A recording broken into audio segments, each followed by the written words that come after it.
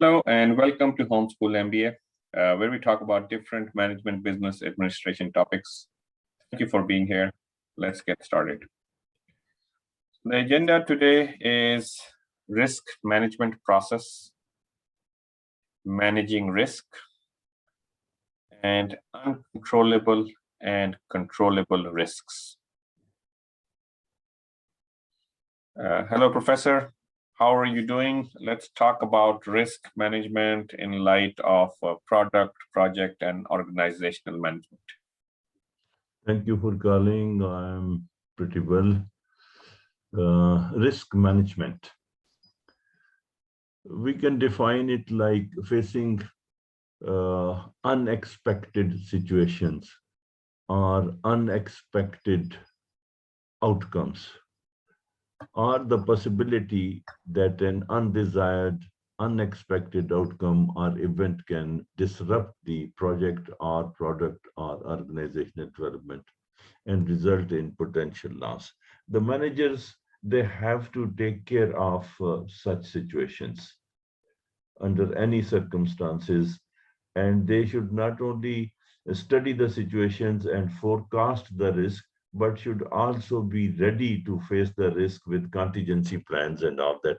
So that's how you can, simply define the risk. Yes.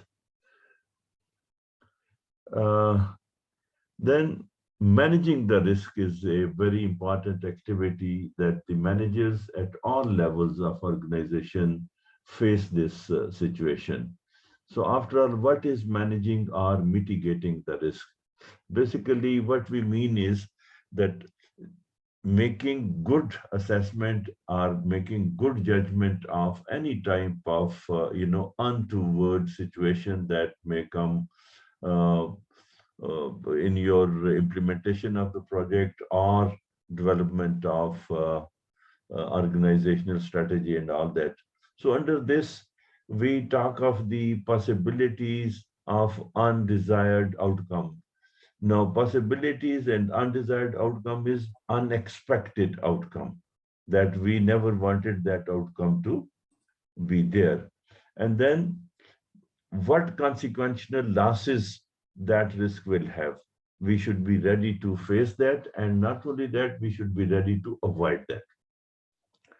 Now, what are those unforced situations like disaster, like these days you have COVID, and like, earthquakes and, other crises that can happen, which are not in your control.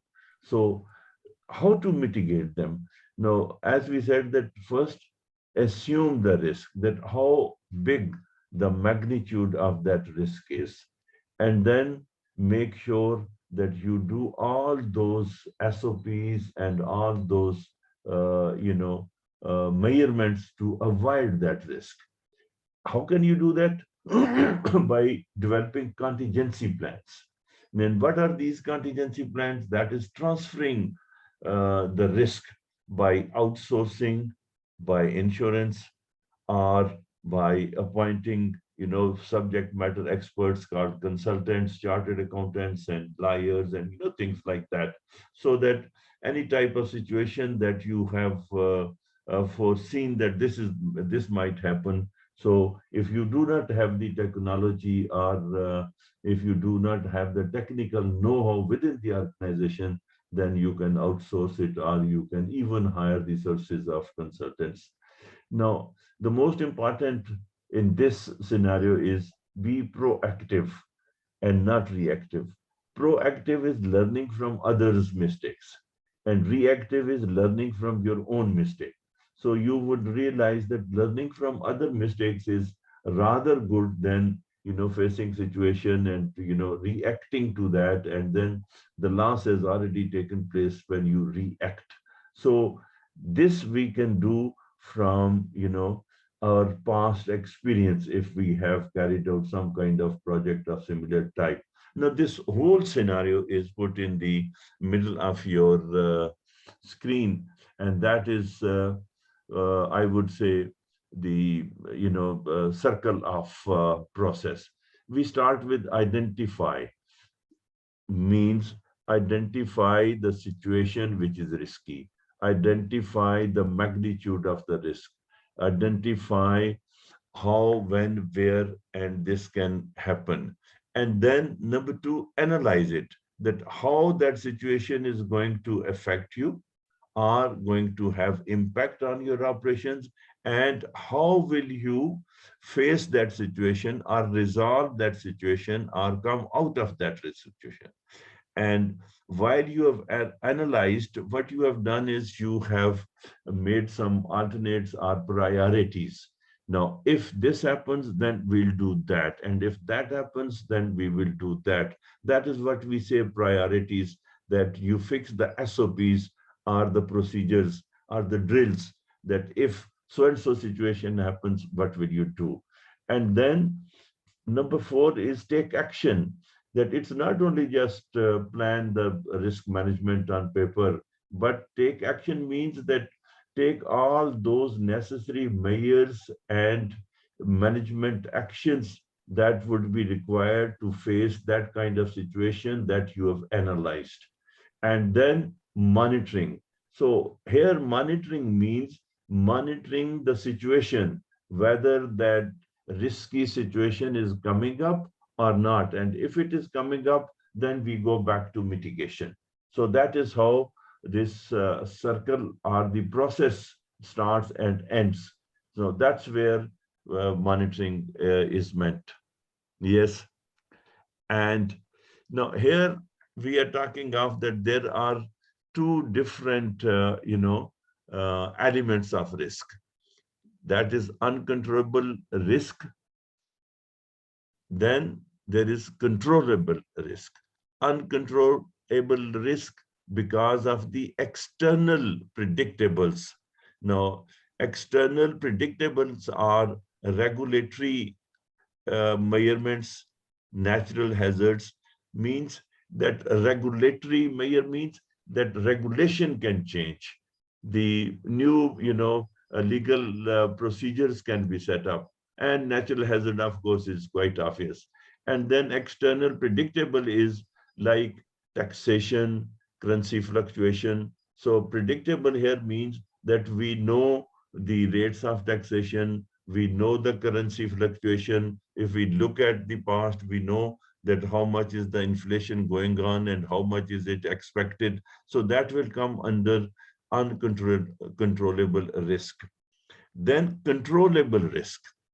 Now, the first here is legal. That is contracts that make sure, excuse me, make sure that the contracts that you sign with your clients, with your customers, or with your vendors, they are vetted and they are passed by your legal team or your legal department.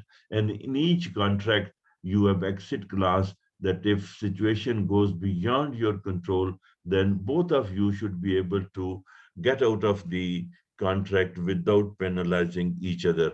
And this also includes patents and intellectual property rights. So that must be kept in mind and they must be respected.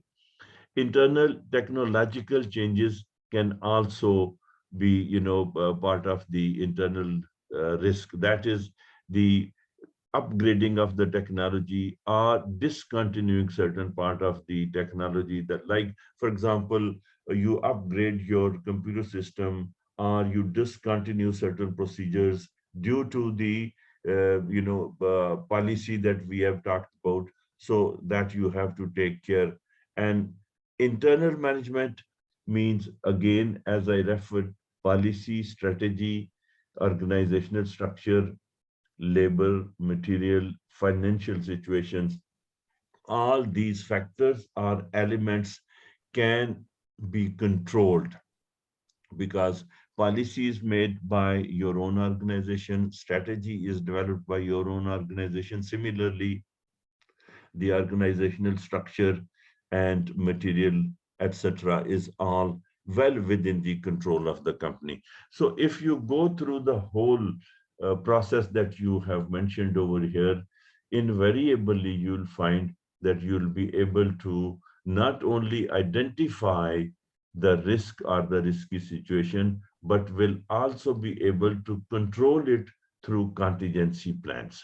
That's what I feel that the risk management is all about in simple words. Yes. All right. Thank you, Professor. And thank you, everybody, for watching. Please like and subscribe to all our social media. Thank you.